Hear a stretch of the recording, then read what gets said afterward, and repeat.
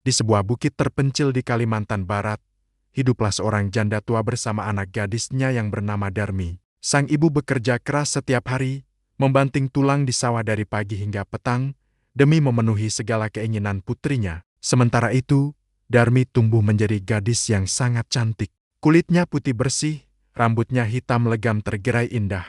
Sayangnya, kecantikannya tidak diimbangi dengan kebaikan hati. Darmi adalah gadis yang sangat malas dan manja. Kerjanya hanya bersolek dan mengagumi kecantikannya di depan cermin. Ia tidak pernah mau membantu ibunya sama sekali, bahkan untuk pekerjaan rumah yang paling ringan sekalipun. Setiap kali sang ibu pulang dari sawah dengan tubuh lelah dan pakaian kotor berlumpur, Darmi selalu menyambutnya dengan keluhan. Ia akan meminta dibelikan pakaian baru, perhiasan, atau alat rias yang harganya mahal. Dengan sabar, sang ibu selalu menasihatinya. Sabar ya, nak, ibu akan bekerja lebih giat lagi agar bisa membelikan semua yang kamu mau. Hati sang ibu sangat sedih melihat kelakuan putrinya, tapi rasa sayangnya yang begitu besar membuatnya selalu memaafkan dan berusaha menuruti semua kemauan Darmi. Suatu hari, sang ibu mendapatkan rezeki lebih.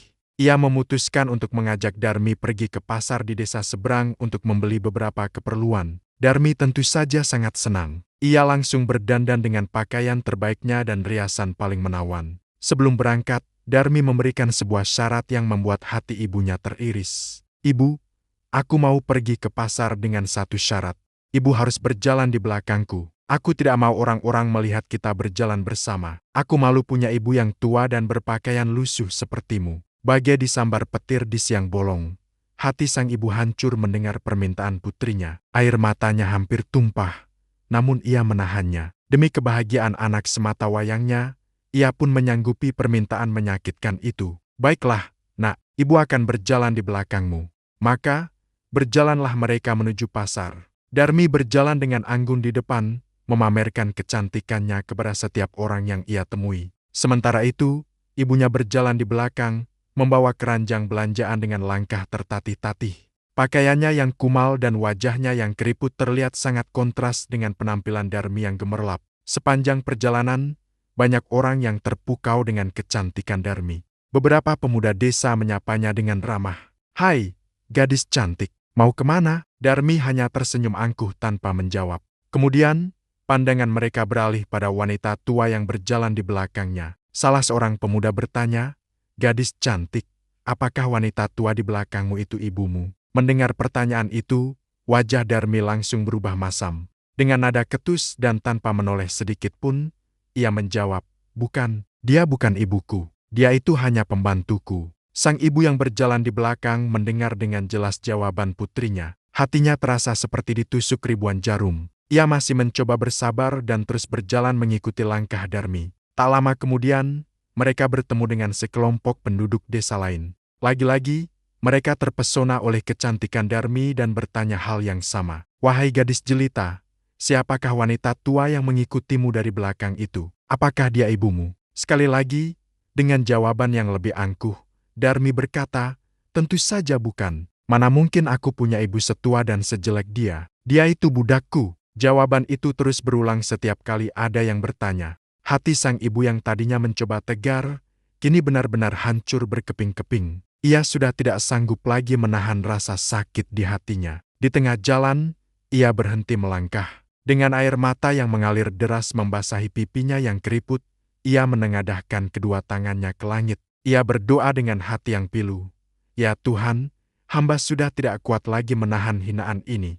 Hamba tidak sanggup lagi menghadapi perlakuan anak hamba sendiri. Berikanlah hukuman yang setimpal padanya, ya Tuhan." Langit yang tadinya cerah tiba-tiba berubah menjadi gelap. Awan hitam menggumpal, dan petir mulai menyambar-nyambar dengan suara yang menggelegar. Angin bertiup kencang, membuat semua orang di pasar berlarian mencari tempat berlindung. Darmi yang kebingungan merasakan sesuatu yang aneh terjadi pada tubuhnya. Perlahan-lahan, dari ujung kakinya, ia merasakan tubuhnya menjadi kaku dan dingin. Perubahan itu menjalar dengan cepat ke seluruh tubuhnya. Kakinya berubah menjadi batu. Darmi panik luar biasa. Ia menoleh ke belakang dan melihat ibunya sedang menangis sambil berdoa. "Ibu, ibu, apa yang terjadi padaku? Kakiku tidak bisa digerakkan, Bu." Teriaknya ketakutan. Ia mencoba berlari, tapi kakinya sudah menyatu dengan tanah. Rasa kaku itu terus merambat naik ke bagian perut, dada, hingga lehernya. Dalam keputusasaan, Darmi menangis sejadi-jadinya. Ia akhirnya menyadari kesalahannya yang fatal. Ia telah menyakiti hati ibu yang begitu menyayanginya. "Ibu, maafkan Darmi. Bu, ampuni aku. Aku berjanji akan menjadi anak yang baik. Tolong, Bu, tolong hentikan ini," ratapnya dengan penuh penyesalan. Namun, semuanya sudah terlambat. Nasi sudah menjadi bubur. Doa seorang ibu yang tersakiti telah dikabulkan oleh Yang Maha Kuasa. Sang ibu hanya bisa menangis melihat putrinya perlahan berubah menjadi batu. Ia tidak bisa berbuat apa-apa lagi. Hukuman itu sudah tidak bisa ditarik kembali. Setengah tubuh Darmi telah membatu, namun air matanya masih terus mengalir. Ia terus meratap dan memohon ampun, tapi proses itu terus berlanjut tanpa henti. Akhirnya, seluruh tubuhnya berubah menjadi batu. Sebuah batu besar yang bentuknya menyerupai seorang gadis yang sedang menangis. Meskipun telah menjadi batu, konon dari kedua matanya masih terus keluar tetesan air, seolah-olah Darmi selamanya menangisi perbuatannya. Kisah inilah yang kemudian dikenal sebagai legenda batu menangis. Batu itu menjadi pengingat abadi bagi semua orang tentang betapa pentingnya menghormati dan menyayangi seorang ibu. Jangan pernah sekali-kali menyakiti hatinya, karena kutukan seorang ibu yang tersakiti adalah hal yang sangat menakutkan. Hingga kini, masyarakat setempat percaya bahwa batu itu masih ada di sebuah bukit di Kalimantan Barat, terus mengeluarkan air mata penyesalan. Dari cerita ini, kita bisa mengambil pelajaran yang sangat berharga. Sayangilah ibu kita selagi beliau masih ada. Jangan sampai penyesalan datang terlambat seperti yang dialami Darmi. Terima kasih sudah menonton cerita rakyat kali ini. Jika kalian suka dengan konten seperti ini, jangan lupa untuk like, komen, dan subscribe ya. Sampai jumpa di video selanjutnya.